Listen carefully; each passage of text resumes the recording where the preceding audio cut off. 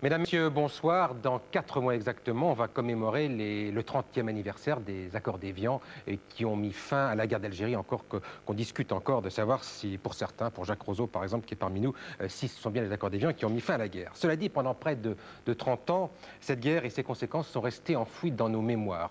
Aujourd'hui, eh bien, le temps est venu apparemment d'en parler, je ne dirais pas d'en reparler, mais vraiment d'en parler. Et cette émission est donc consacrée à la guerre d'Algérie, à l'occasion de la publication de 4 livres qui lui sont consacrés. Je vous le dis tout de suite, on ne va pas refaire toute l'histoire de cette époque. D'abord, le temps nous manquerait. Mais simplement, à partir de ces 4 livres, nous allons tenter de voir quelle mémoire cette guerre nous a laissée, à nous et aux Algériens. J'ai donc invité ce soir Benjamin Stora pour La gangrène et l'oubli, publié à La Découverte. Alors je rappelle que vous êtes entre autres l'un des auteurs de la série consacrée aux années algériennes qu'on a pu voir sur Antenne 2 il y a quelques semaines. Jean-Luc Hénaudy pour son livre Enquête consacrée à la terrible répression de la manifestation du 17 octobre 61 à Paris. Il est publié au Seuil sous le titre La bataille de Paris. Jacques Roseau pour le 113e été, un roman écrit avec Jean Fauque et publié chez Robert Laffont. C'est plus précisément, je crois qu'on peut dire, une chronique romanesque qui se déroule en Algérie entre 1903 et 1962, donc au cœur des événements. Jacques Rousseau qui est aussi le fondateur, enfin l'un des fondateurs et le porte-parole du Recours France, comme on dit maintenant, qui regroupe de très nombreux rapatriés. Enfin, Francis Janson. Vous êtes philosophe, mais votre nom résonne d'abord, je pense, dans la mémoire des Français en raison de votre engagement aux côtés du FLN pendant cette guerre d'Algérie. Vous êtes notamment le créateur du réseau qui a porté votre nom, le réseau Janson. Après un silence de 29 ans, si j'ai bien compris, vous publiez au Seuil un essai intitulé « Algérie de retour en retour », Algérie au pluriel. Ce sont des témoignages, une réflexion sur l'Algérie d'aujourd'hui. Pourquoi ce silence de près de 30 ans? On ne vous a pas entendu, on ne vous a pas lu sur le problème algérien? D'emblée, j'avais pensé qu'à partir du moment où l'Algérie obtiendrait son indépendance, je n'avais plus à me mêler de ce qui s'y passait. Mon souci était que cette population, qui m'avait intéressé et passionné pour diverses raisons, obtienne le droit d'affronter elle-même ses propres problèmes et de les résoudre par ses propres moyens, selon ses propres goûts et possibilités. Et donc, pour moi, c'était fini. Je n'avais plus rien à y faire. Il se trouve que j'ai été amené à retourner là-bas à différentes reprises, mais c'était toujours de façon très épisodique. Et même une fois plus longuement, mais jamais sans vouloir m'interroger vraiment sur... D'ailleurs, sans avoir les moyens, étant donné la façon dont je venais là-bas, sans avoir les moyens de m'interroger sur la situation dans son ensemble. Mais sur votre engagement, à l'époque, vous n'avez pas eu envie de vous exprimer plus longuement depuis comme 30 ans de silence. Votre vie était en 2 parties, avant 62 et après. Non, si vous voulez, ça m'a été souvent demandé, surtout dans les années qui ont suivi l'indépendance. Mais je n'avais pas envie de le faire et d'une manière générale, c'est vrai que je n'éprouve aucun intérêt pour le passé. Et en particulier pour le mien. Je veux dire, ça ne m'intéresse pas tellement. J'ai plutôt l'impression, quand on me demande d'en parler, qu'on me tire en arrière et qu'on m'empêche d'avancer vers ce qui m'intéresse actuellement. Et sur la situation d'Algérie, vous n'avez jamais eu une démangeaison, une envie d'écrire? Je pense en 88, lorsqu'il y a eu les grandes répressions, par exemple. Vous n'avez pas envie de saisir votre plume? Oui, mais saisir la plume pour dire quoi? Pour pousser un cri, pour s'énerver, je ne sais pas, sans avoir les moyens d'être. Oui, mais alors moi, ça me gêne parce que j'avais envie de comprendre un peu dans le contexte. Or, l'occasion m'en a été fournie sans que je m'y attende, puisque c'est France Culture qui m'a demandé de faire une série d'émissions sur l'Algérie. Là, je dois dire que ça m'a d'emblée intéressé parce que j'ai vu la possibilité, puis c'était pour une radio, de donner la parole à des Algériens, justement pour qu'ils puissent exprimer leurs propres problèmes. Alors ça, on en parlera tout à l'heure, parce qu'effectivement, votre regard sur ces Algéries est important, mais c'est le futur de l'Algérie, et ça n'est pas tout à fait l'Algérie dont on va parler tout de suite. Simplement, avez-vous déjà rencontré Jacques Roseau? Non, pas encore, c'est la première fois. Et vous n'avez jamais rencontré non plus Francis Janson? Ça a fait un drôle d'effet, quand même. Je ne risquais pas, étant donné que nous étions quand même dans des camps strictement et vous étiez exactement opposés. de l'autre côté. Étant donné que j'étais pour l'Algérie française et que M. Janson luttait pour l'indépendance. D'ailleurs, à ce sujet, je voudrais poser une question à M. Janson, qui semble s'être énervé beaucoup sur l'Algérie française et qui ne semble pas s'être énervé sur l'Algérie FLN, l'Algérie de 1988. Vous dites que vous ne publiez rien, que vous n'agissez pas en 88. Pourquoi?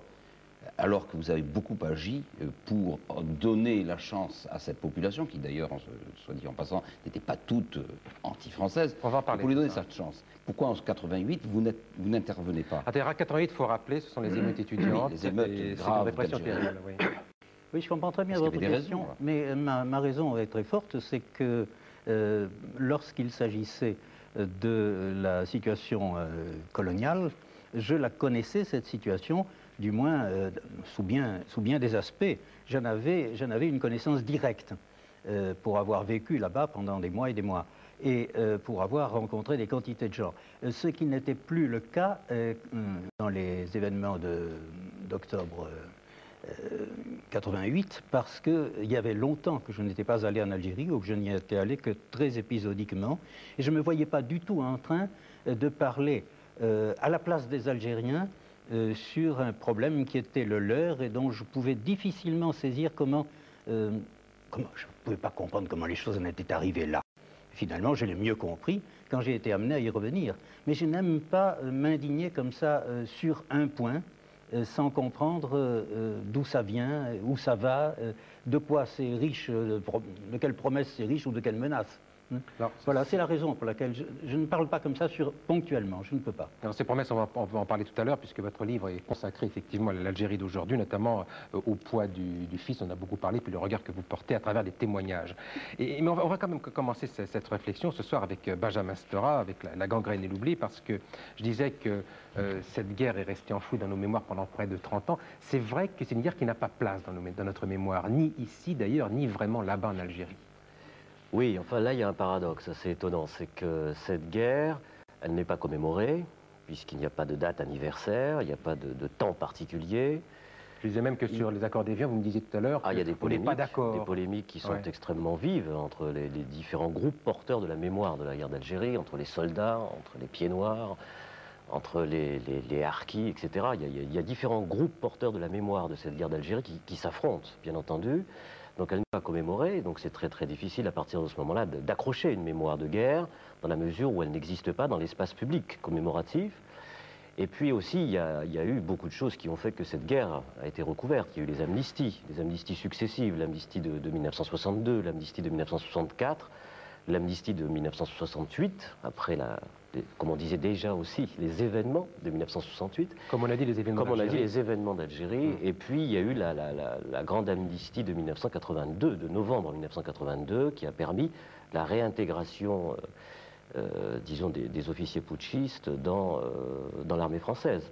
Donc, que ce soit au niveau des amnisties, au niveau des commémorations, il n'y a pas véritablement en France non plus d'espace, de lieu, par exemple, commémoratif. Je vais donner un exemple, ce qui m'a frappé quand j'ai fait ce livre, c'est de voir à quel point, entre 1962 et 1970-72, en fait, la France s'est couverte de musées, mais de musées de la Seconde Guerre mondiale. C'est-à-dire qu'il y a eu un extraordinaire mouvement de commémoration de cette Seconde Guerre mondiale. Le musée du débarquement, les musées du débarquement, souvenir, les musées du souvenir, etc. Je sais pas, j'en ai répertorié beaucoup, enfin plusieurs dizaines de musées, et on pourrait presque estimer que cette espèce de vague commémorative de la Seconde Guerre mondiale, avec une série de films d'ailleurs, hein, qui ont marqué les esprits, comme Paris brûle-t-il, Le jour le plus long, etc., c'est en fait une guerre qui a recouvert, la commémoration d'une guerre qui a recouvert une guerre qui venait juste, disons, de terminer, qui venait juste de finir. Bon. Et puis, il y a également ce qu'on a appelé donc 68. Je veux dire que 68 a été aussi un des grands moments où la jeunesse, disons, a fait brutalement, disons, irruption. 5 ans seulement après la fin de la guerre d'Algérie, c'est très peu, je veux dire, bon. Et pourtant, disons, les mots d'ordre de la jeunesse en colère en 1968 se référaient plus, encore une fois, à la Seconde Guerre mondiale. Par exemple, on comparait les CRS aux SS qu'à la guerre d'Algérie, qui était toute proche. Il y avait le souvenir de Charonne, il y avait le souvenir de ce qui s'était passé en Algérie, mais en fait, il n'y avait pas, et c'est assez curieux, il n'y avait pas de référence de masse, hein, je veux dire, par rapport à cette période extrêmement proche. C'est vrai ça pour l'après-guerre, disons, mais c'est aussi vrai pour la durée de la guerre. Le temps de la guerre, vous dites vous-même, c'est une guerre sans nom. Vous dites les événements, on a parlé des événements, on a parlé de pacification, on a évité le mot guerre tant qu'on l'a pu. C'est une guerre qui n'était pas nommée, oui. On l'évite toujours, puisque je veux dire que la guerre n'est pas nommée dans la mesure où les soldats qui ont fait cette guerre, qui sont d'ailleurs regroupés dans des associations extrêmement puissantes, la FNACA ou autres, se battent toujours, disons, pour la reconnaissance de leurs droits, je veux dire, de soldats, je veux dire. Et on continue toujours de dire que ce sont des événements qui se sont produits en Afrique du Nord, c'est-à-dire en Algérie, au Maroc, en Tunisie. Je veux dire qu'il y a toujours cette non-reconnaissance à la fois d'une guerre ou d'une moindre culpabilité dans la conduite de cette guerre. Alors, il y a, enfin, ce que j'ai essayé de faire dans ce livre, c'est de découper justement en séquences. Je crois que pendant la guerre elle-même, effectivement, elle n'a pas été nommée, elle n'a pas été dite. On a toujours parlé d'événements jusqu'au bout. Hein. C'est une guerre censurée au vrai sens du terme. C'est une guerre, le sens étant la censure de cette guerre, voire l'autocensure de cette guerre. On n'imaginait pas à quel point, je ne sais pas ce que vous en pensez, la censure a été présente. Moi, je remarque à cet égard qu'il s'agit d'une guerre civile, en fait, et à plusieurs facettes. C'est une guerre civile franco-algérienne, c'est une guerre civile algéro-algérienne, et c'est une guerre civile franco-française, à travers l'affrontement de toutes les composantes des partisans et de l'Algérie française, qu'on retrouve dans les différents corps ethniques, français d'Algérie ou musulmans qui sont engagés dans les harkis, et il y a aussi les oppositions entre les Français, entre les différentes tendances de Français. Il y a les victimes de toutes parts, d'ailleurs, qui viennent de ces affrontements. Oui, mais l'axe central, quand même, reste l'affrontement franco-algérien. Je veux dire que c'est sur la base, disons, de cet affrontement franco-algérien que, bien entendu, vont se greffer deux guerres civiles, algéro-algériennes et franco-françaises. C'est évident. Je veux dire que donc on a cette première séquence de la guerre elle-même qui est enfouie, où ce n'est pas reconnu, ce n'est pas dit. Et puis ensuite, il y a une deuxième séquence qui à mon sens, est très importante, qui va de 62 à 82, qui est la grande séquence du refoulement, la grande période du grand refoulement national. Et ensuite, une troisième séquence qui va de 82 à 91, que j'analyse. Ce qui est très intéressant dans cette deuxième séquence, qui va de 1962 à 1982. Donc après les accords d'Évian. Après les accords d'Évian. Après la guerre elle-même.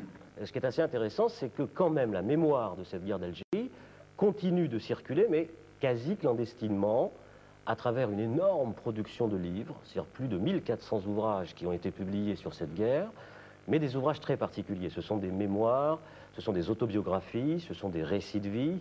C'est-à-dire que chaque groupe porteur de cette mémoire algérienne, eh bien, parle, écrit pour son groupe à lui. Sauf Francis Janson, vous avez remarqué, lui, il n'écrit pas. Hein. Lui, il n'a pas écrit, effectivement, parce qu'il y a plusieurs attitudes qui s'expliquent. Hein. Je crois qu'il y a à la fois, enfin c'est une tentative, hein, une explication, il y a à la fois ceux qui n'ont plus voulu parler de cette guerre, peut-être par pudeur. Il y a ceux qui ont refusé d'en parler parce qu'ils étaient aussi coupables. Il y a ceux qui ont voulu parler, mais qui n'ont pas écouté, qu'on n'a pas voulu écouter, et qui ont voulu crier, je veux dire, ce qui s'est passé dans cette guerre. Mais leur voix a été recouverte par les bruits du monde, les bruits de la modernité, les bruits, disons, d'une société en vitesse, en accélération extraordinaire. Donc il y a plusieurs raisons comme ça. Oui, mais attendez, moi je vous ai bien lu, on se rend compte quand même qu'on s'est employé à effacer le mauvais souvenir qui était cette guerre. Il faut dire les choses comme elles sont. Des amnisties, c'est vrai. On a également oublié les hommes et les femmes. Il y a les grands oubliés de cette guerre. On va bien sûr évoquer les harkis tout à l'heure avec Jacques Roseau. Il y a les soldats. Les soldats, absolument, puisque... et il y a les pieds noirs. Oui, et puis il y a les immigrés algériens en France. Alors ça, c'est évident, et les enfants issus de cette immigration, parce que ça, c'est... C'est ce qui nous reste de cette guerre. Oui, en fait, les soldats, en fait, ce qui frappe fondamentalement, par exemple, le choc dans la série que j'ai conçue avec Philippe Alfonsi et Bernard Favre, ce qui a beaucoup frappé les années algériennes, ce qui a beaucoup frappé les téléspectateurs, ça a été, disons, le nombre de soldats envoyés en Algérie entre 1954 et 1962. Plus de 2 millions. Vous évoquez 2 millions, c'est cela. Et ça, c'est gigantesque. C'est-à-dire que c'est toute une société, je veux dire une société avec des classes d'âge considérables entre qui tout le monde avait un soldat dans sa famille. Tout le monde, voilà. Ouais. Je veux dire que toutes les familles sont touchées, à la différence des Américains par rapport au Vietnam, puisqu'on a un corps expéditionnaire, disons, qui va au Vietnam américain qui est de l'ordre de 3 millions sur une population de 250 millions. Alors que pour ce qui concerne la France, c'est 2,5 millions sur à peine 50 millions, entre 45 et 50 millions. Donc la différence du traumatisme, l'échelle du traumatisme français sur cette guerre se mesure là, à travers ces chiffres-là. Et ces soldats qui ont été embarqués, qui ont été pris, disons, dans cette guerre, qui sont arrivés dans ce pays qu'ils ne connaissaient pas, qu'est-ce qui s'est passé? Ben, je crois qu'il y a une explication fondamentale, c'est qu'ils ont côtoyé la mort. Ça, c'est très important pour moi dans mon analyse, dans une société qui précisément voulait évacuer la mort. C'est-à-dire une société qui était en train de rentrer dans ce qu'on appelle aujourd'hui, entre guillemets, la modernité. Oui, donc il ne fallait pas en parler. Une société du spectacle, une société de la consommation, une société qui voulait de toute force, à toute force, évacuer cette dimension-là. Eh bien, ceux qui reviennent, qui ont côtoyé, qui ont vu cela, qui ont vu ces horreurs, qui ont vu la guerre, parce que c'était une vraie guerre, eh bien, on ne les écoute pas. On ne peut pas les écouter. Parce qu'ils parlent de quelque chose qui est... Parfois, ils ne peuvent pas parler non plus. Ce qu'ils ont vu a été tellement traumatisant qu'ils ne peuvent pas l'exprimer. Puis, il y a une chose qu'il faut quand même rappeler, c'est que parmi ces soldats, et notamment parmi ceux qui ont été rappelés, c'est-à-dire des gens qui avaient déjà effectué leur service militaire, et que des années après, alors qu'ils avaient commencé à fonder un foyer, alors qu'ils avaient commencé, le crédit commençait à se développer, ces gens-là, on a voulu les renvoyer, on les a renvoyés, et on a quand même assisté à ce moment-là à des mouvements de révolte qui ont revêtu une certaine ampleur, mais ces mouvements de révolte se sont retrouvés totalement isolés. Et ces gens se sont retrouvés, en définitive, en Algérie, confrontés à des situations souvent terribles. Et quand ils sont revenus, eh bien, ils ont eu l'impression qu'on les avait envoyés, pour reprendre l'expression d'un de mes amis qui a vécu ça, mettre leurs mains dans le sang et la merde, et que la France n'en avait rien à faire, en définitive. Et ils n'ont pas pu parler, ils ne pouvaient pas parler. Et durant de nombreuses années, ce qui frappe couramment parmi ces soldats, c'est qu'un grand nombre d'entre eux sont restés silencieux et demeurent silencieux encore aujourd'hui. Oui, c'est vrai. Encore aujourd'hui. Et moi, je pense qu'il y a eu là un traumatisme grave, profond, pour un grand nombre d'entre eux. Jacques Roseau. Oui, moi je déplore, comme Benjamin Stora, que cette mémoire soit enfouie pour tous ces jeunes qui ont fait cette guerre d'Algérie. Mais je ne partage pas l'avis de M. Enodi, parce qu'on ne peut pas généraliser ces situations. J'ai personnellement fait la guerre d'Algérie. J'étais dans une unité de tirailleurs dans le nord constantinois. Chef de section. Près de Tellerma, oui, j'étais chef de section. J'ai fait mes 28 mois, comme ces 2,5 millions de jeunes Français sont venus les faire.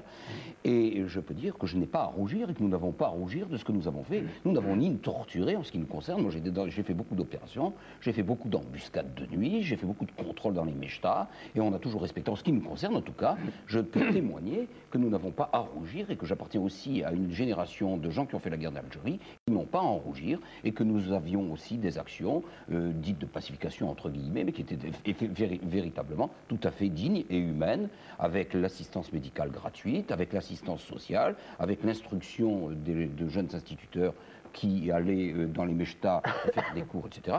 Je n'ai pas à rougir, nous n'avons pas à rougir. Il n'y a pas eu que des gens qui ont torturé en Algérie. Je suis désolé. On ne va pas reprendre ce débat et transformer cette émission littéraire et calme en débat polémique. Je ne crois pas qu'on va être très littéraire ce soir. Non, on va parler un petit peu je suis obligé quand même, en ce qui me concerne, de porter ce témoignage et dire que nous n'avons pas à rougir de ce que nous avons fait, même s'il y a eu effectivement des faits regrettables dans certaines conditions qu'il faut replacer dans des violences épouvantables. Je crois qu'on ne peut pas évacuer la torture, on ne peut pas évacuer tout ça comme ça. On ne peut pas évacuer le terrorisme qui a amené la torture. Il faut tout replacer dans son contexte.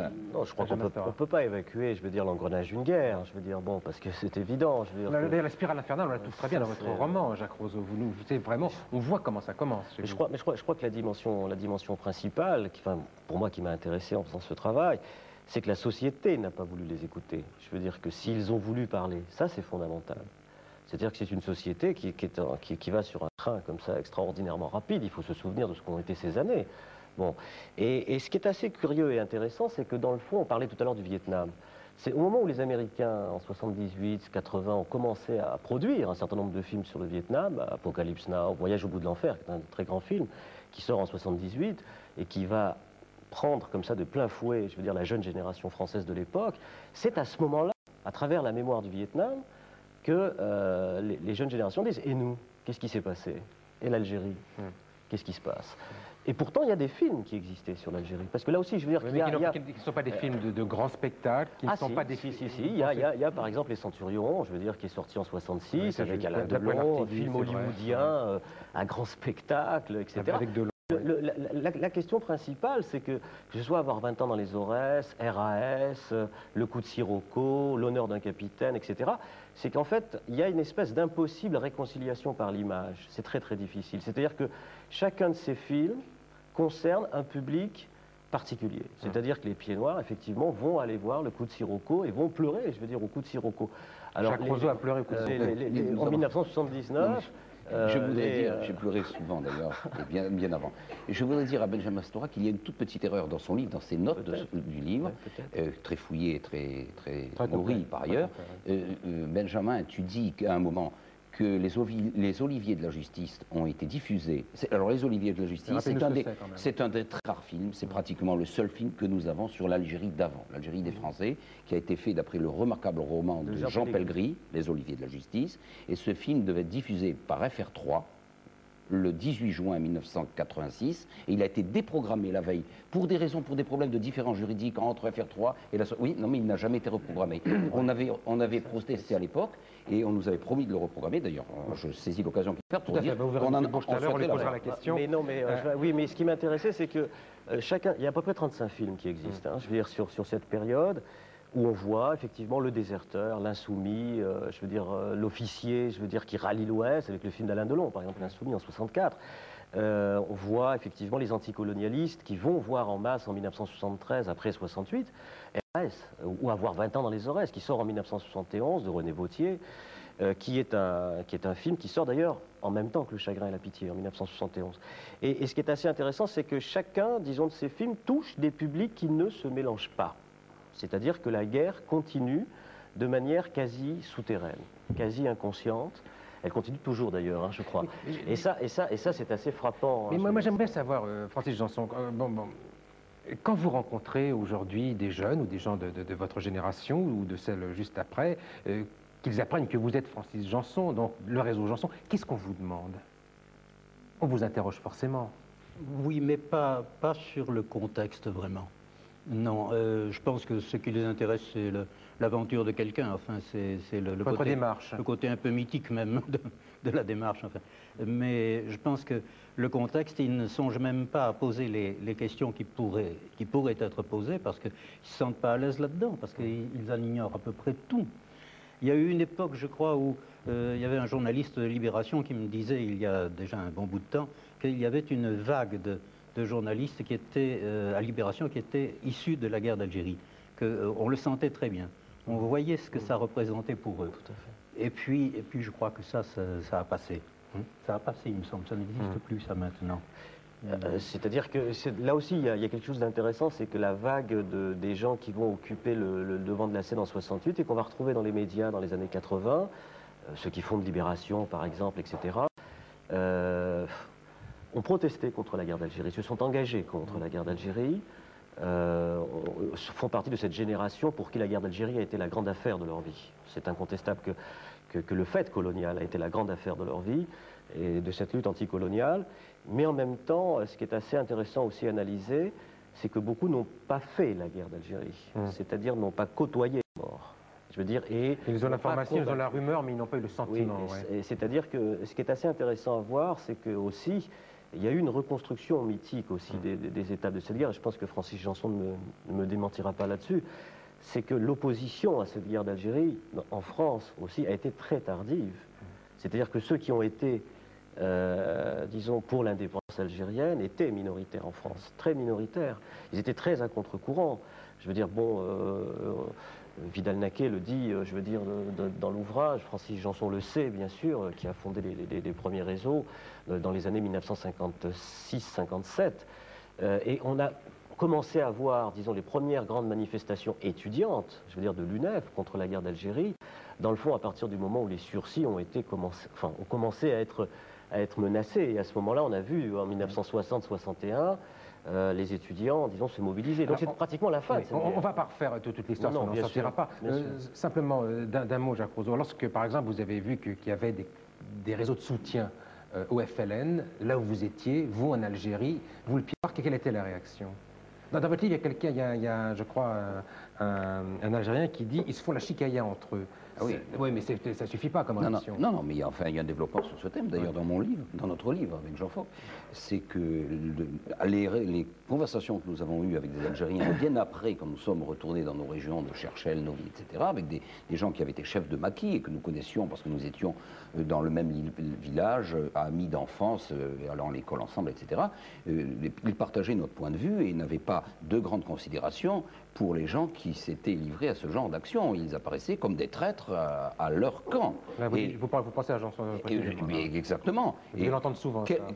Oui, non, mais enfin, quelle réaction j'avais, vous me posez la question. Bien sûr, au moment où nous étions massacrés, assassinés, où nous subissions les bombes de la bataille d'Alger et toutes ces atrocités, on ne pouvait pas quand même se glorifier d'avoir chez nous des Français qui soient porteurs de valises, qui aident le FLN. Bon, je crois que c'est pas la peine d'insister là-dessus. Pour nous, c'était une réaction que n'importe quel Français aurait eu dans les mêmes conditions, placé dans les mêmes conditions. Je dis simplement aux Français qui ont subi les violences du terrorisme en 1986 à Paris, et qui a été, Dieu sait, heureusement, bien moins important que celui que nous avons subi dans nos villes et villages d'Algérie, qu'est-ce qu'auraient pensé les gens de Paris s'ils avaient appris qu'il y avait des Parisiens qui aidaient les réseaux terroristes? C'est d'une nature comme tout à fait. Oui, différente. Dans l'aide, c'est pareil. Dans l'aide, c'est pareil. J'en sens un mot de réponse. Vous avez l'habitude de cet argument-là? Oui, bien sûr. Bien sûr. Cela étant, moi, je ne sais pas. Moi, je ne sais pas. Moi, ce qui m'intéresse, c'est ce que pense Jacques Roseau à l'heure actuelle. C'est pas qu'il nous raconte. Vous me posez la question sur. Oui, non, mais bien sûr. Non, mais c'est moi qui ai posé la question. Ce que j'ai pensé quand vous avez mené cette action. Donc, je dis ce qu'il en était. Moi, ce qui m'intéresse, c'est actuellement. Bon, où en sommes-nous? D'accord. Alors, on va en parler auparavant. Un mot pour l'instant de parler de votre livre. Oui, parce que M. Roseau semble ne pas vouloir qu'on aborde cette question de la torture. Il faut quand même aborder. Que vous n'ayez pas été confronté à cette question, c'est une chose, et je vous crois volontiers. Mais enfin, a-t-elle été pratiquée? A-t-elle été instituée comme un véritable système? Oui ou non? Moi, à travers les recherches que j'ai pu faire, j'ai été amené à constater que oui. Et à ce sujet, moi, je n'ai pas connu cette période de la guerre d'Algérie. Hein, mais par rapport à cette question de la torture, parce que j'étais trop jeune et que j'étais en France. Et donc par rapport à cette question de la torture, je tiens à dire que des gens comme Francis Janson ont représenté, à mes yeux, l'honneur. Francis Janson, parce que c'est cette pratique de la torture devenue système. J'ai écrit un livre avant celui-ci, sur une enquête sur un lieu de torture à Constantine qui s'appelait la ferme Améziane. Et ce que j'ai découvert à ce sujet est absolument abominable. C'était un lieu où on pratiquait les pires sévices et ça fonctionnait pendant 3 ans. Et le personnage qui dirigeait ce centre, le capitaine puis commandant Rodier, a poursuivi tout tranquillement sa carrière ultérieurement. Donc moi, par rapport à cette question absolument essentielle sur le plan éthique, sur le plan de la morale profonde, je dis que Francis Janson et les gens qui, comme lui, ont pris ce parti, eh bien, ont pris le parti de l'honneur à un moment donné. Un mot de Benjamin Stora. Oui, moi, ce qui m'intéresse sur cette question de la torture, c'est que les plus hautes autorités du pays savaient, je veux dire, sur le problème de la torture, puisqu'il y a eu cette reconnaissance implicite, y compris... Vous le voyez bien dans votre livre, vous rapportez tous les éléments. Absolument, je veux dire que tous ces éléments sont très connus, je veux dire, les secrets de cette guerre ont très largement circulé, je veux dire, au sommet de l'appareil d'État, et moi, c'est personnellement ça qui m'intéresse 30 ans plus tard, c'est-à-dire, c'est aujourd'hui, qu'est-ce qu'on fait par rapport, disons, à toutes ces pratiques qui ont été mises en évidence par toute une série de rapports officiels qui sont tenus sur le boisseau. Alors, simplement un mot par rapport disons, à cette question de la mémoire. Bon, la troisième partie, c'est quand même le fait que cette mémoire, elle s'est réveillée quand même en France, en un mot, sur cette guerre d'Algérie, à travers ce qu'on a appelé ici le problème de l'immigration. Hein, et qu'elle s'est réveillée de 2 manières, à mon sens. Une bonne et une mauvaise. Une bonne parce que je crois que les enfants issus de l'immigration algérienne en France, qui ont grandi dans ce pays, ont voulu se réapproprier la mémoire de leur père, de leur grand-père, etc. Et je crois que c'est très important. Et donc ils ont réveillé, ils ont réactivé, ils ont commémoré, y compris cette mémoire particulière. Et puis elle s'est réveillée aussi d'une mauvaise manière, parce que quand on regarde aujourd'hui le chiffre des assassinats, des meurtres, je veux dire racistes en France, je l'ai dit dans mon livre, et ce sont des chiffres officiels, près de 250 meurtres en 10 ans racistes en France, sont des meurtres d'Arabes. Et que derrière la figure de l'Arabe se cache, disons, la question de l'Algérien. Oui, vous dites très précisément arabe, maghrébin, algérien, c'est la filiation. Et que nous avons par conséquent une espèce de retour en force de cette mémoire de guerre où, dans le fond, la vie d'un Algérien, comme au temps de cette guerre, ne valait peut-être pas grand-chose. Et je crois que ça, c'est très grave, parce que c'est fondamental. Je veux dire qu'on a un retour, disons, d'une mémoire coloniale, malheureusement, qui s'exerce dans l'espace public en toute bonne conscience. Et ça me paraît extrêmement dangereux. Alors, je voudrais qu'on continue avec Jean-Luc Einaudi sur cette bataille de Paris. On peut dire encore beaucoup de choses sur votre livre, notamment, on n'a pas du tout évoqué la manière dont la mémoire a été récupérée par l'histoire officielle en Algérie, et qui est un autre aspect qui est incroyable. On va parler de la bataille de Paris, 17 octobre 61, donc c'est la grande répression contre la manifestation, contre le couvre-feu. C'est une répression dont il n'a pas été question en Algérie jusqu'à cette année, me semble-t-il. Elle a été vraiment commémorée pour la première fois en 91, 30 ans après, parce que ce n'est pas l'image que voulait donner l'Algérie moderne. Simplement, il faut d'abord que vous nous rappeliez ce qu'était cette bataille de Paris, 17 octobre 61, pour ceux qui ne se souviennent pas, en quelques mots. En quelques mots, le 5 octobre 1961, le préfet de police, Maurice Papon, et le ministre de l'Intérieur, Roger Frey, décrète un couvre-feu s'appliquant à tous les Français musulmans d'Algérie. C'est comme ça qu'à l'époque on appelle les Algériens, de la région parisienne, à la suite d'un certain nombre d'attentats qui ont été commis. Il y en a 200 000 en France. Dans la région parisienne, il y en a à cette époque-là environ 120 000. À la suite d'un certain nombre d'attentats qui ont été commis depuis la fin août contre des policiers. Il y aura 11 policiers tués de la fin août 61 jusqu'au début octobre 61. Donc ce couvre-feu est appliqué à l'ensemble de cette population. Et c'est un couvre-feu parfaitement anticonstitutionnel qui établit une discrimination en fonction de l'origine des gens.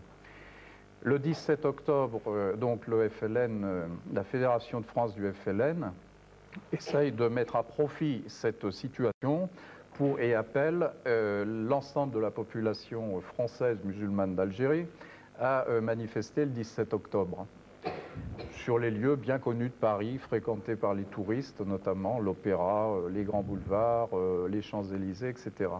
Et immédiatement, on assiste à l'explosion de quelque chose qui relève de la haine raciale. Ils sont 40 000 à descendre dans la rue.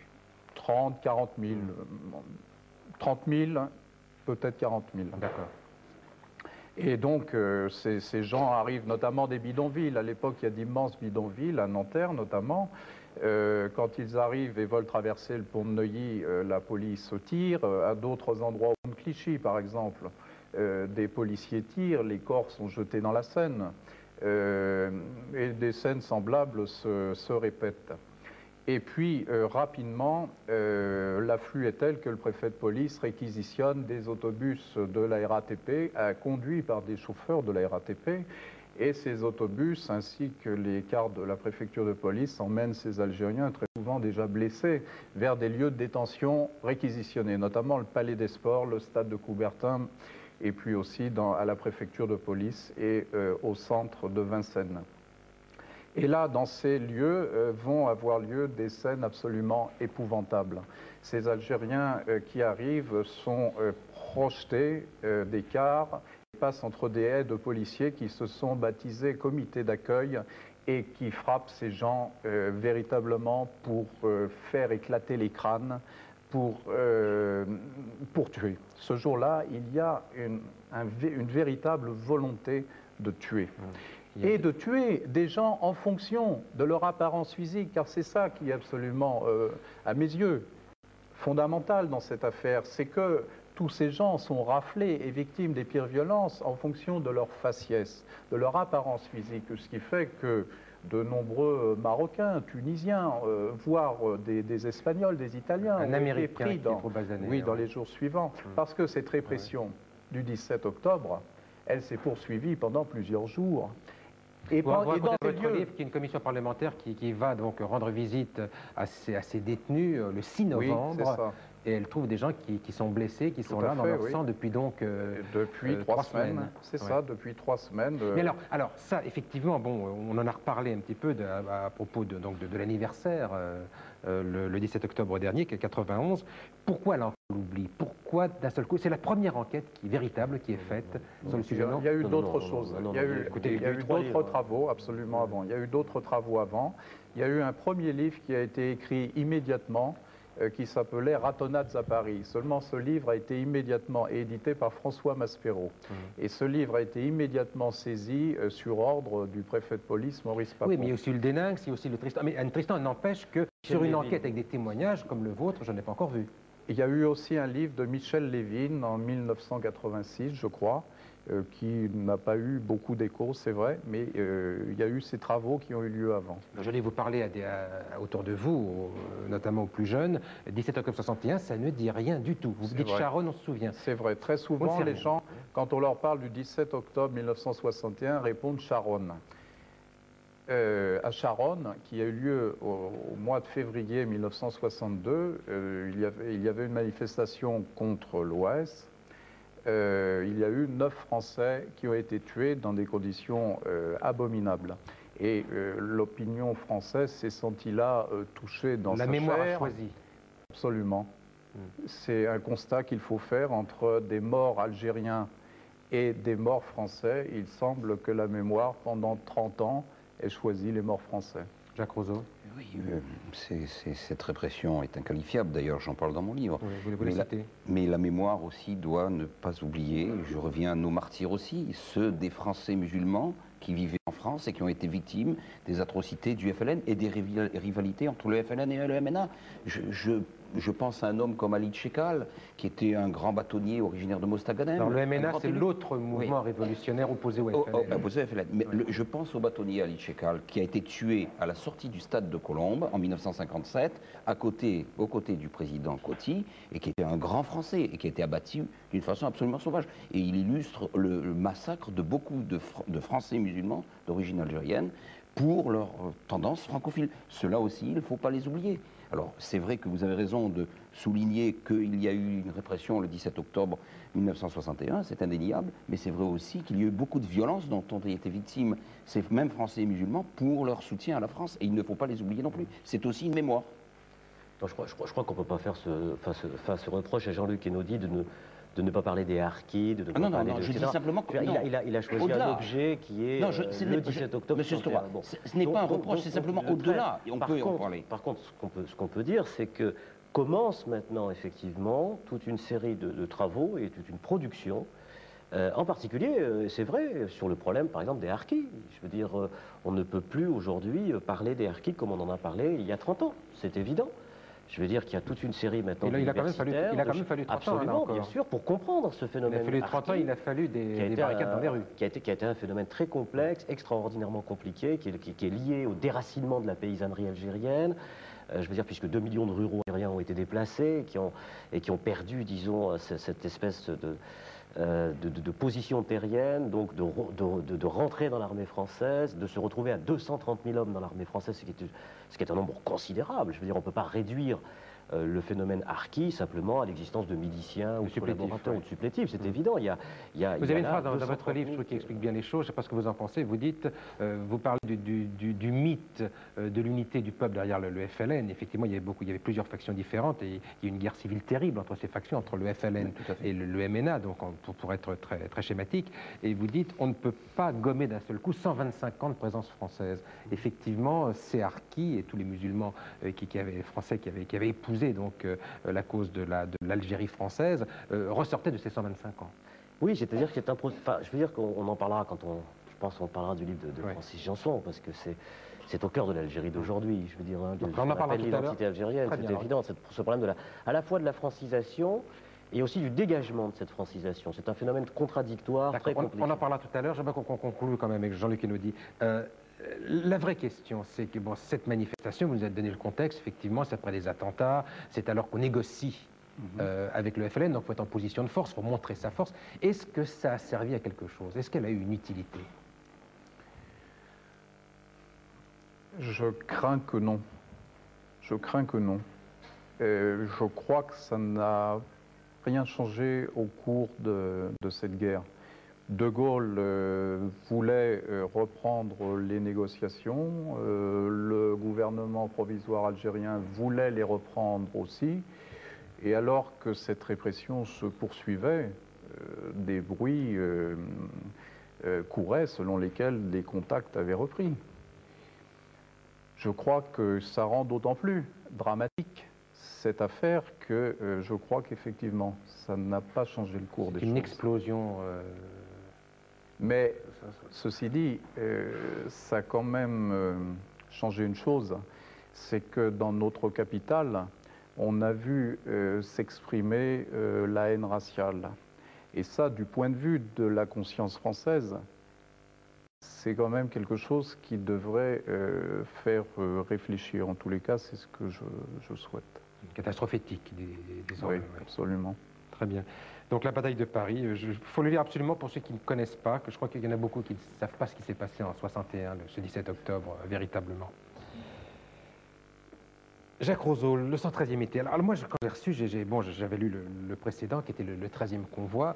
Et le 13e convoi, c'était donc l'arrivée d'un convoi dont vos aïeux étaient, l'arrivée en Algérie.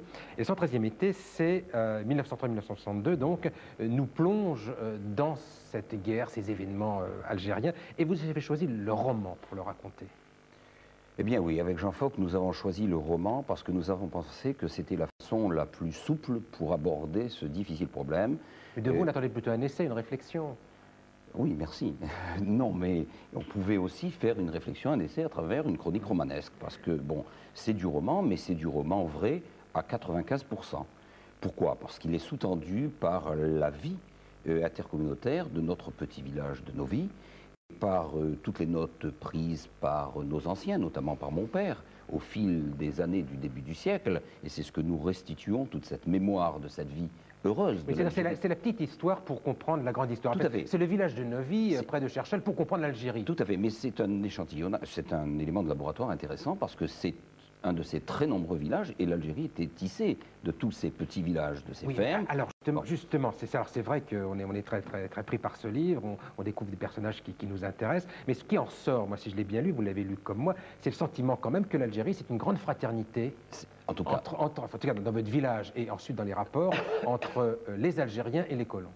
Tout à fait, et je peux vous dire que notre village sera d'ailleurs à l'antenne, toute la région sera à l'antenne, quand l'émission passera sur Antenne 2, puisqu'Antenne 2 est prise en Algérie, bien sûr. Et qu'ils sont avertis, ils attendent, ils le savent, ils m'ont téléphoné de toutes parts, et que cette vie intercommunautaire est une vie tout à fait réelle, et qu'elle a repris même un peu vie ces dernières années, puisque maintenant la page est quand même tournée, sans être déchirée, dans la dignité réciproque entre les deux communautés, ceux qui sont restés là-bas et ceux qui ont été rapatriés, car nous avons conservé beaucoup d'amis dans cette population. Et c'est ce que nous avons voulu montrer à travers l'exemple de ce village, qui va partir collectivement, aussi collectivement qu'il était arrivé en 1848, en 1962, nous allons être quasiment le seul village d'Algérie à partir sous la protection de l'armée, après que les agriculteurs de Novi aient tenté, des petits agriculteurs d'ailleurs, aient tenté l'expérience de l'Algérie indépendante, mais vu la tromperie du général de Gaulle et du gouvernement de l'époque, nous avons dû partir dans des conditions effroyables, et tout est vrai.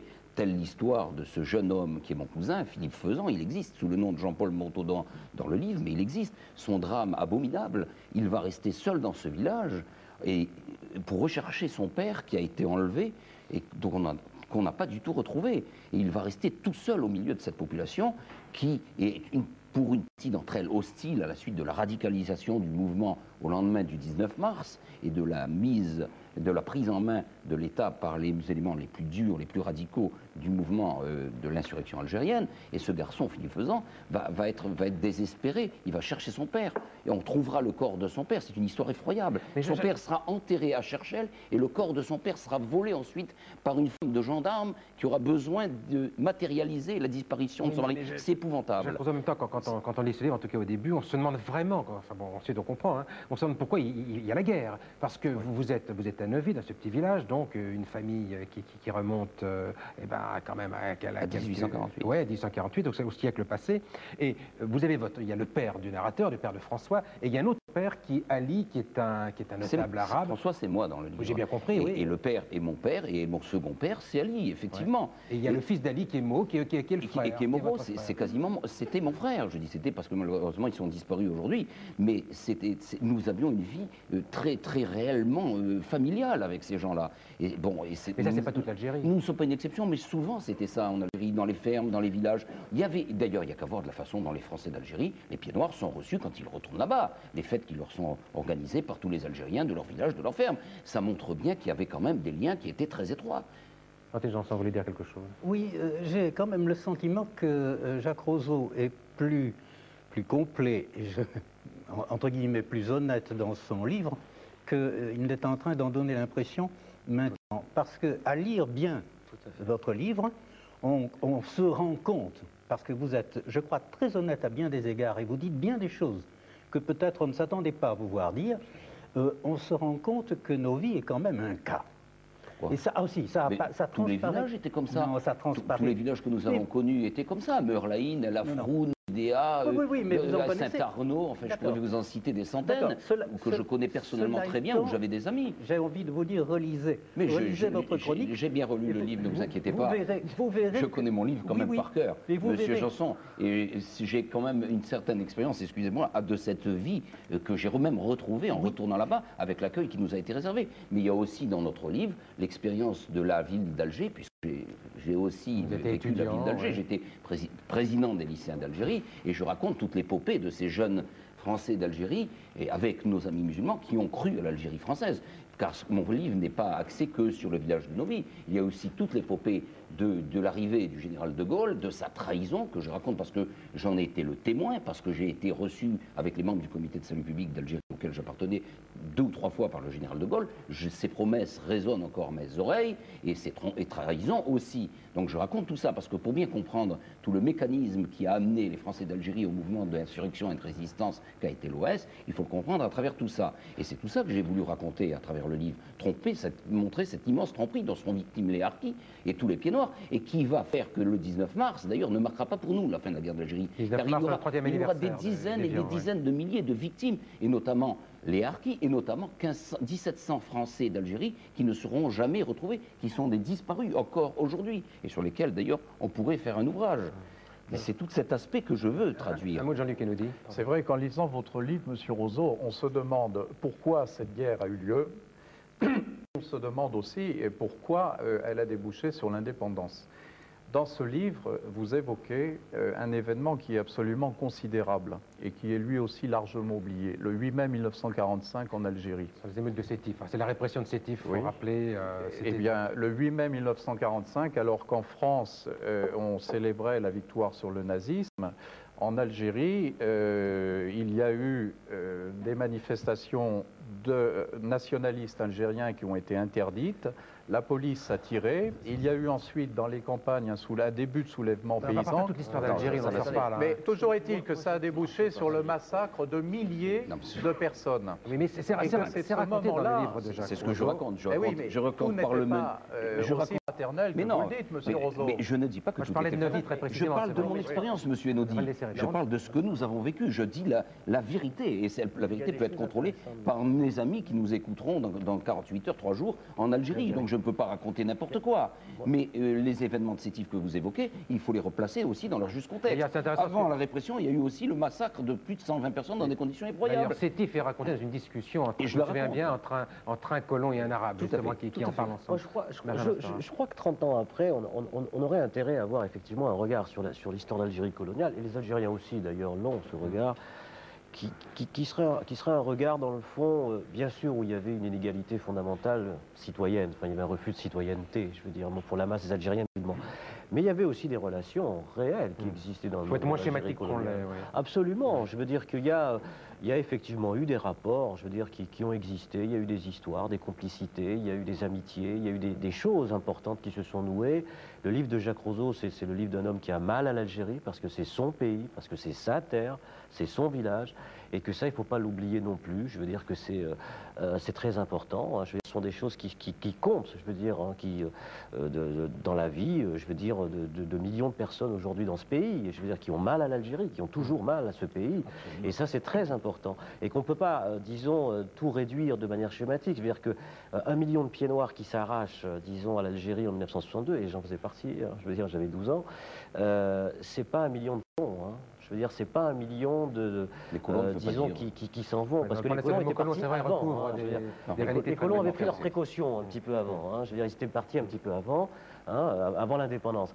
Par contre, les conditions dans lesquelles mes parents, par exemple, sont partis, et moi, je veux dire, avec vraiment rien, hein, qu'on s'est retrouvés sans rien du tout, je veux dire, bon, c'est une réalité sociale, politique et culturelle. Je veux dire, ça sert à rien de la nier. Hein, justement, on a aussi le sentiment que, bon, s'il n'y avait pas eu, je ne sais pas, j'ai peut-être une bêtise grosse comme moi, mais s'il n'y avait pas eu l'OAS, par exemple, peut-être que de nombreux Français auraient pu rester en Algérie. Est-ce que je me trompe? C'est ce qu'on ressent, ça. À un moment, vous avez un médecin, il y a Béchir qui est, disons, le patron local du FLN. Qui est le patron du FLN de qui vient voir un médecin qui s'appelle Tayeb, Dr Tayeb, et qui dit « Restez, on a besoin de vous ». Il va rester, mais il ne va pas rester longtemps. Non, mais bien sûr, mais ça c'est toujours la même réflexion qu'on engage lorsqu'on traite de ce sujet, de savoir si l'OS est responsable ou pas. Qu'est-ce que vous pensez, vous? Moi je pense que l'OS est l'enfant monstrueux, d'une certaine manière, monstrueux non pas que l'OS soit monstrueuse, mais la façon dont nous avons été conduits à nous affronter avec l'État républicain, avec la République, vient du fait qu'il y a eu tromperie, il y a eu une malhonnêteté fondamentale de la part du pouvoir central, du général de Gaulle. Il faut dire les choses comme elles sont. Et la raison pour laquelle d'ailleurs cette mémoire... J'ai dit 5 fois dans l'émission. Comment ? Je vous rassure, j'ai dit 5 fois dans l'émission. Bon, très bien. Bon.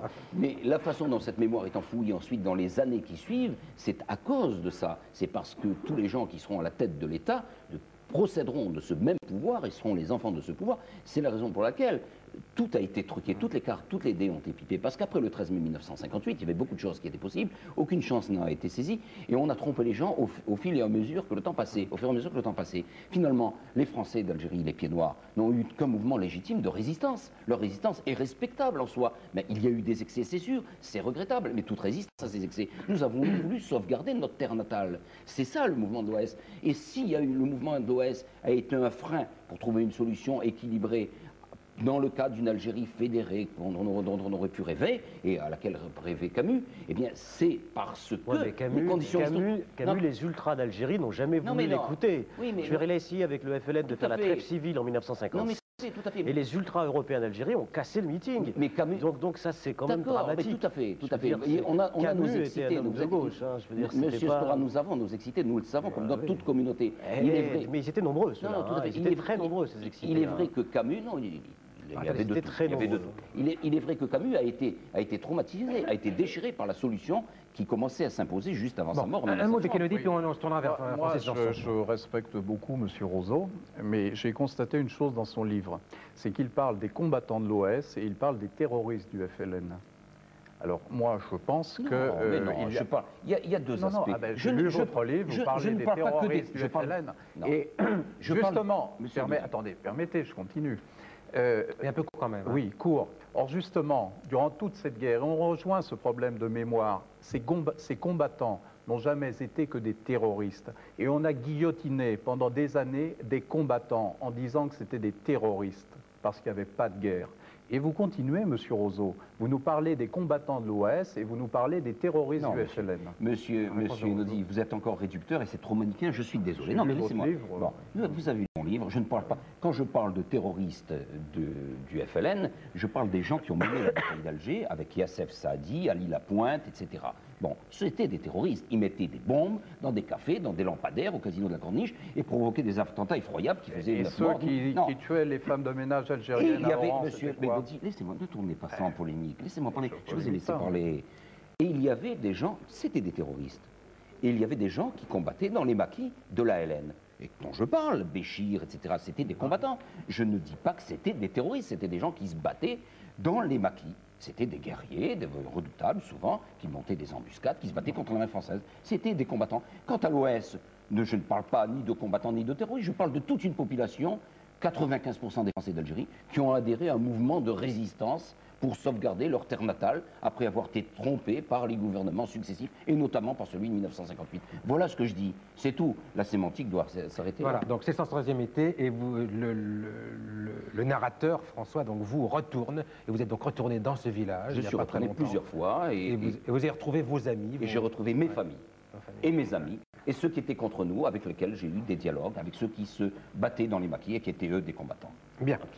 Francis Janson, on est loin quand même de ce que vous dites au début de votre livre, que vous avez rencontré lors d'une tournée en Algérie en 1948, un gros colon qui, lui, vous a fait immédiatement basculer vers l'indépendance. Ah oui. Expliquez-vous. Donc vous n'avez pas vu la même Algérie tout le J'ai été reçu, parce que je venais là un peu à titre officiel pour faire une tournée de conférences, j'étais reçu par des gens de la haute colonisation et qui ont parlé devant moi en toute liberté et qui ont dit des choses qui m'ont sidéré parce qu'elles dépassaient en intensité, dans le très mauvais sens, enfin, elles dépassaient ce que les nationalistes que j'avais rencontrés au cours d'un séjour précédent Vous avez dit m'avaient dit. Ils étaient encore un peu loin du compte par rapport à un certain type de cynisme de cette haute colonisation. Comme quoi il y avait plusieurs Algéries déjà du côté... Absolument, ça. Alors, arrivons à l'Algérie d'aujourd'hui, avec ces Algéries de retour en retour. Alors là, c'est une série de voyages et de rencontres, de témoignages, parce que vous dites il faut fournir des positions algériennes sur des problèmes algériens. Ce qui veut dire qu'on dit n'importe quoi aujourd'hui en parlant de l'Algérie? Ah, j'ai un peu le sentiment, oui. Ça va peut-être s'arranger, mais depuis très longtemps, et jusqu'à ces tout derniers temps en tout cas, il me semble que les problèmes algériens étaient toujours posés par des Français en France. On n'entendait jamais la voix des Algériens eux-mêmes.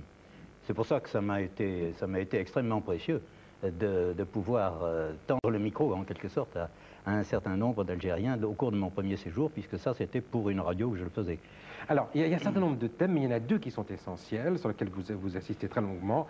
C'est le FIS, donc le Front islamique de salut, donc ce qu'on appelle les intégristes, les barbus, vous savez, on dit des choses comme ça à la télévision ou à la radio parfois, pardon. Les frérots. Oui. Les frérots, vous dites ça, les frérots. Voilà, Oui, c'est oui. D'accord.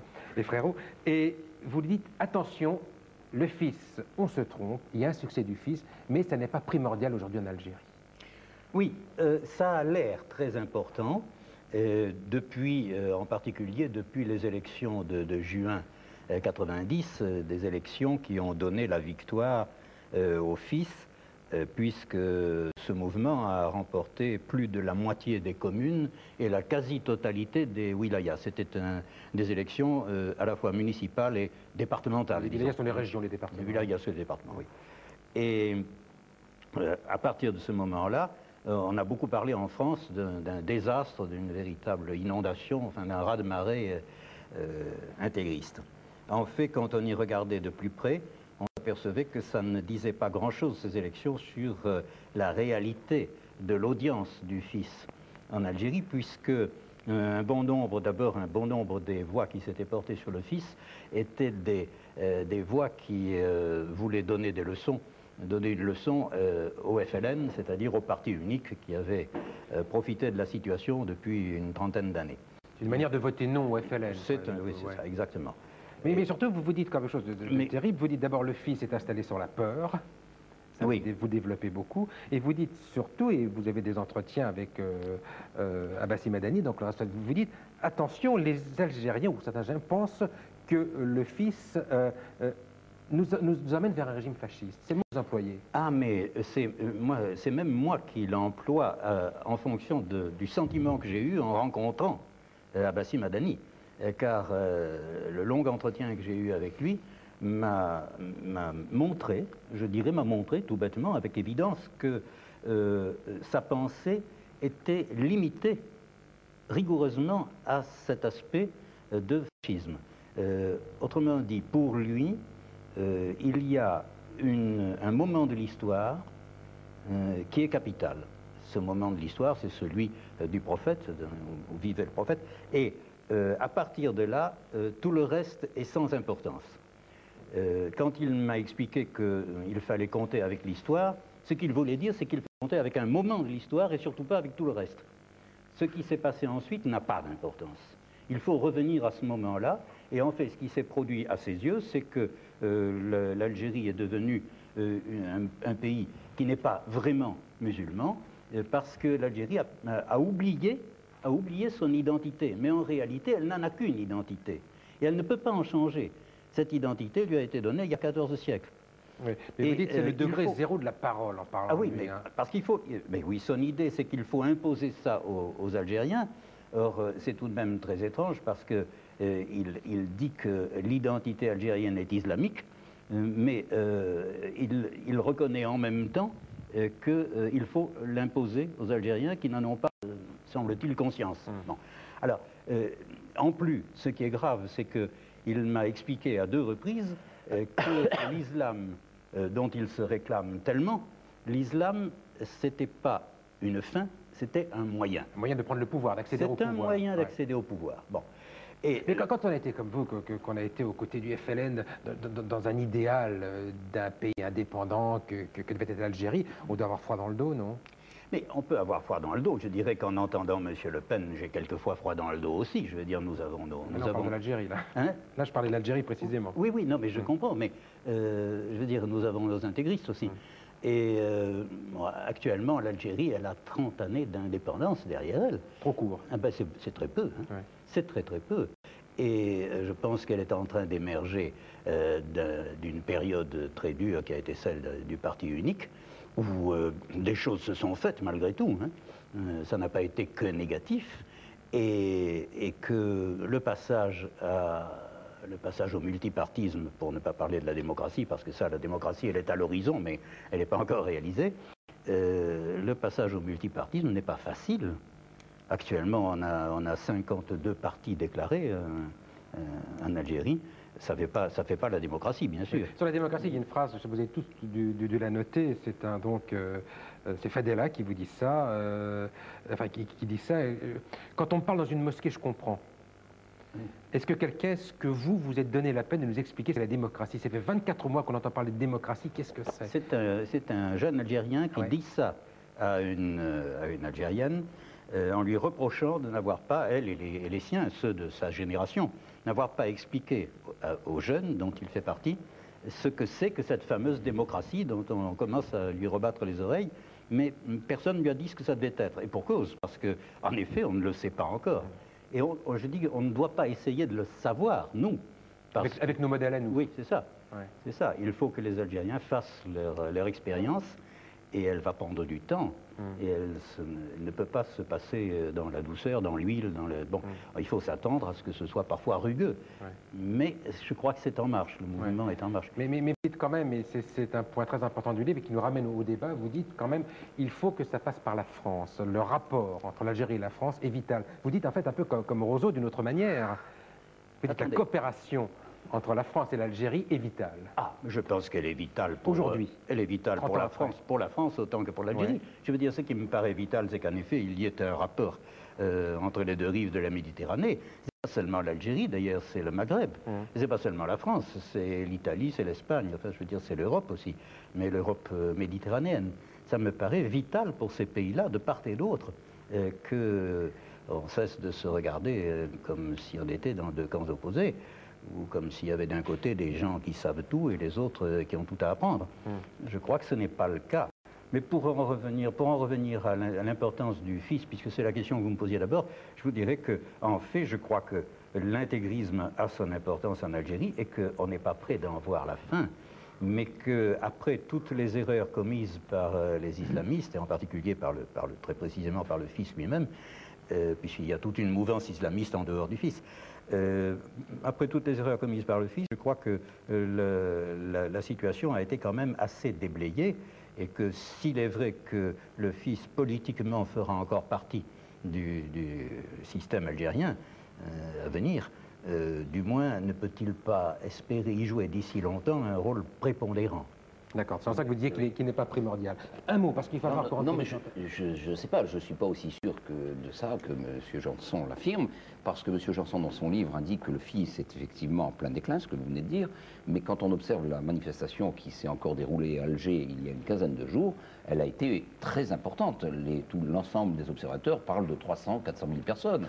Donc on peut quand même s'inquiéter sur le courant qui soutient le fils. Répondez-moi, Jean-Jean, puis il faut qu'on rende l'antenne. Non, je m'interroge sur la perspicacité de votre analyse à cet égard. D'abord, je voudrais dire que les 300 ou 400 000 personnes, c'est devenu un chiffre rituel que l'on donne aussi bien dans le cas d'une manifestation du FFS. C'est pas forcément vrai, vous voulez dire. Ce n'est pas forcément vrai, et c'est quelquefois beaucoup moins. En réalité, je crois qu'on peut chiffrer la masse militante du fils à 80 000 personnes, en gros, d'après toutes les estimations qu'on peut faire, et que tout dépend du moment où il organise une manifestation, c'est-à-dire du contexte de la période, parce que selon les moments, beaucoup de jeunes ou très peu de jeunes vont s'y agglutiner, qui n'ont rien de... Voilà, réponse à la question. Voilà. Il faut qu'on rende l'antenne, on fait des grands signes. Tout est là-dedans, hein, je voudrais comme le dire. Hein, c'est Algérie de retour en retour, il y a donc tous les points. Ce sont des entretiens, je crois que ce qui est intéressant, c'est qu'effectivement, il y a des réactions, des réflexions qu'on n'attend pas aujourd'hui dans la bouche des Algériens que vous nous rapportez dans ce livre. Benjamin Stora, vous n'avez pas le temps d'intervenir, je suis désolé. Non, c'est dommage parce que dans mon livre, j'aborde tout l'aspect algérien, oui. Je veux dire de la fièvre commémorative. Voilà. Mais on n'aura pas le temps de le faire, donc vous avez un livre également. C'est une façon de fabriquer de l'oubli. Ben oui. Une heure, commémoration fabrique de l'oubli d'une histoire réelle. Une heure, c'est trop court. Ce que j'aimerais bien dire quand même, allez-y, d'un mot. J'ai rarement vu une étude historique aussi fouillée et aussi réussie. Aussi complète. Aussi complète. Ouais, ça, c'est pour moi, je suis en admiration là-dedans. Devant le livre de Benjamin Stora. Tout à fait. Voilà, bah, très bien. Bah, écoutez, il y a des livres à lire, vous avez beaucoup de chance, il suffit d'aller dans une librairie demain et vous serez beaucoup plus intelligent que nous ce soir au bout d'1h05 parce qu'on a effectivement abordé vraiment l'écume des choses. Alors, rapidement, je veux dire quand même que le Premier ministre algérien, M. Rosalis, sera l'invité de François-Henri de Virieu pour l'heure de vérité sur Antenne 2, non pas ce dimanche, mais le dimanche suivant. La semaine prochaine, avec un horaire un peu modifié à cause de la Coupe Davis, on ne sait pas bien lequel encore, mais lisez vos gazettes, ça vous dira tout. Nous évoquerons les écrivains voyageurs avec Sybil Bedford, Nicolas Bouvier, Stéphane Breton et Guy Deleury. Dans un instant, un duo musical suite du cycle Schumann, concerto pour violoncelle, interprété par Suzanne Ramon, qui, comme son nom le laisse entendre, est hongroise. Voilà, merci, bonsoir, à la semaine prochaine.